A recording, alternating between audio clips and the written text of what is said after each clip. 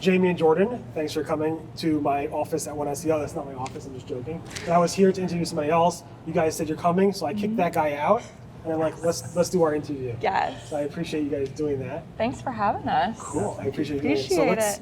So can you go first, tell people in this camera who you are? Yes, so my name is Jamie Reedy. I am a senior SEO specialist at Amsive Digital. And I have been at Amsive, it'll be 2 years in August. Awesome, so you started during COVID, okay, cool. I did, yeah, it's been great though. Do you meet everybody or not really? We were just talking about that. So I met a lot of folks during our team get together in New York back in the summertime, but we're always growing. So there's been a bunch of new folks, but I get to meet Jordan today, so I can add him to the list now. So it's been really cool. Okay, cool. And Jordan, who are you? I'm Jordan Mazza. I'm an SEO specialist also with Amsive, and I've been with Amsive since the fall. Prior to that, I was actually a TV news reporter, so kind of an exciting change for me. TV news reporter. Yeah. So you were out like on the street during the hurricanes? Yep. Literally or just Literally, yes. Oh, yeah, okay. Literally during the hurricanes, Do we during have the clips of that? snowstorms. Can I get a clip? We do have clips. All right, so even after this, I want to include it in this video. So one clip. Yeah, I was gonna say, don't do too much, Just one. Make sure it's 3 when seconds. the umbrella is like flying We're holding away. onto a pole and you're Exactly. flying away. This gives you a sense of just how powerful these waves are. You can see this break wall is starting to fall apart, and the water is seeping under it and the patio of this home. All right, cool. So you both now do SEO, so you're into the whole SEO space. So you've been doing SEO for more than 2 years, or just started with the Amsive? So I would say I got more into my discipline of SEO. Oh my God, my years are bad. 4 years ago, I was a content specialist at a self-storage company. And being a content specialist, I had to really get into the specifics of how to optimize content, and that really had to bring in, reading about best practices and search engine roundtable, search engine land, all of those publications. Those came up a lot in my research. So Sorry for the typos, I apologize. no, they're really great. And, I kind of took that and was like, okay, I'm really into digital marketing and SEO. And that took me to my next job where I was a in-house SEO specialist for a publishing company of sorts, and then finally landed at Amsive. So Cool. And how did you get into SEO?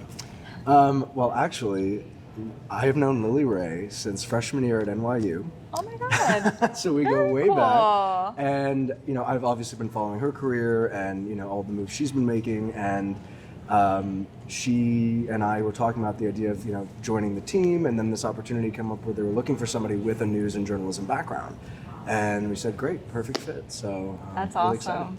And you're going to be doing mostly writing or video stuff, or you don't even know yet? Well, I mean, so far it's been a lot of project work, working with some of our clients, and especially Lily's really big on the EAT, or now EEAT, which kind of fits into some of my publishing background. So really kind of bringing that knowledge. I was just talking to Glenn Gabe, and I think there's going to be one more E added to the EAT. Oh, God. It's going to be a triple E. Triple And I E. think So you're going to that like comes it fast. for entertainment. I think that's going to be important in the future. That'll be really awesome. Because a lot of this AI stuff, content, I think the people who produce videos feel they're safe because they have the entertainment factor, whereas AI really can't have an entertainment factor there. Well, what about those deep fakes? Yeah, maybe. All right, we're all screwed. So. All right, so let's talk about SEO stuff. All right, so I know you want to talk about publishing and commerce. Let's start with the e-commerce side if we can. Yeah, for sure. All right, so you obviously work with some e-commerce clients.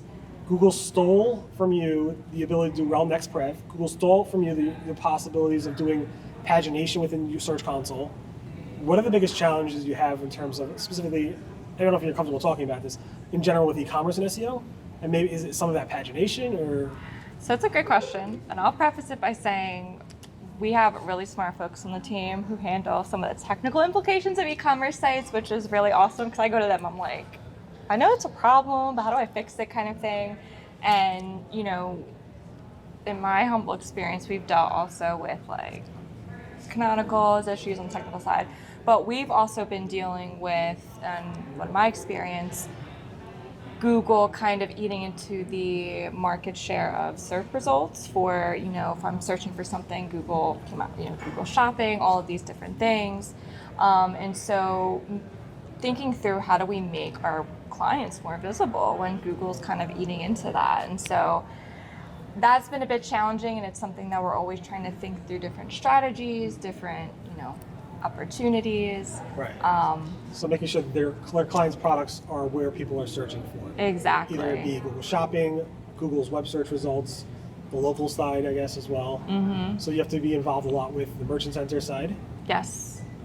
You do a lot of structured data stuff to add not you personally, but you. I definitely am mindful of it as a thing we have to do, but I got real smart people on my team who do it really well. But yeah, I mean, but if they don't have the prices or the stars, you get angry, you throw some stuff, and somebody takes care of it. When we're auditing e-commerce sites, that's one of the first things we look at is what is their structured data, because we know with e-com sites, the technical implications are going to impact the site a little more heavily, because there's multiple pages. We worked with one client who had a lot of URLs, and so we had to deal with faceted search issues, parameterization issues, the list goes on, and pagination, all of that. So.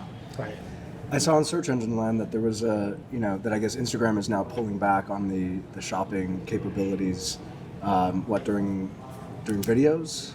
Is that correct? Could be. No offense to Nicole who publishes that stuff, but when it comes to the social stuff, I feel, I don't know. I think search is at its core is way more ROI in that, in terms of somebody searching for something, they click on what they find, they go to it, whereas like the social ads, it's less targeted. Right. It's hit or no miss, offense to social media. I think it's great, but I kind of blocked it. I'm a search guy, so when you start talking about TikTok and stuff like that, you don't want to see me on TikTok. Because I don't know. I don't even have TikTok.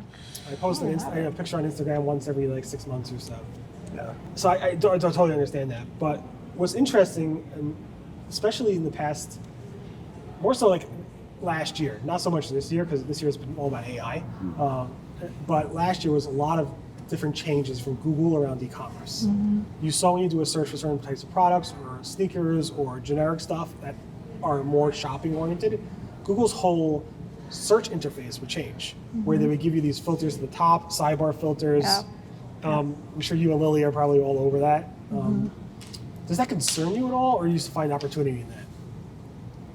I feel like it's both. I don't know if it's just like being naive or being like overly optimistic, but I've always viewed search as, yes, it's a channel, especially for new acquisition, but why I like e-commerce so much is, obviously my job is to connect users to a website. Most of the time they are going to be new users.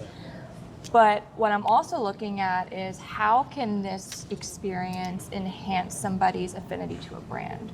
So an example of me is, if I'm searching for, black pointed shoes, right? I might have different results that come up, but if I have a really great experience on a retailer's site and I can trust the product and the quality of it, I'm going to bypass Google and then go to the site directly. And that's kind of the goal that I have when I'm working with clients is, yes, it can be difficult, and again, we try to be mindful of the customer's journey, and we also look at it as opportunities too. An example of sites we've audited, some sites didn't have faceted search, color filters being a big one. When Google's offering those options, we say to our sites who don't have it, like, hey, this is an opportunity we need to address. And so we look at those options as opportunity. Right. But for me, I'm also trying to think about this person's on our site, what can we add that maybe the competition doesn't have? And at the end of the day, Google wants to surface brands who, are doing the best that they can, are going above and beyond what even they're saying. And so that's kind of the eye I try to bring as well to it. Interesting. That makes sense, because obviously you need the technical SEO stuff to be done. That might not be your strong suit, but it has to get done anyway, and somebody's doing that on your team. But in terms of you're practicing what Google's been preaching for years, saying, stop worrying about all the technical mumbo jumbo. Focus about, is your website providing the best user experience for the user? And you're really doing more usability on some sense, more branding and more usability of the client site to make sure one is the content is fulfilling the need, the images, the way the site's usability and the structure and how people navigate to it. Maybe they need 3D images. Have you done any of that with clients? So. Yeah, great point. So one example that comes to mind is we were doing a competitor audit for one of our e-commerce clients. And they were like, hey, there's this one site that we just feel like they're doing really well. Like, what are they doing? And one thing we identified is they have a ton of reviews, a ton of user-generated content, which is something we try to think about. pictures, images, everything you name it. And when we compare this product on this site versus the client's site, we're like, if you are shopping, who do you want to go with? You want to go with a site with reviews from real people buying this product. And so that's part of the elements we keep in mind. And again, Google's looking at that too. And those reviews, again, in the review schema, right? It's all of these things that come together. It's this experience that someone has, and you're creating that trust with, hey, I know I can trust this site. They have a really good product and it's validated versus, our client who didn't have that as much. So it's showing these elements to clients and, letting them get in on those opportunities too. Interesting. All right, cool.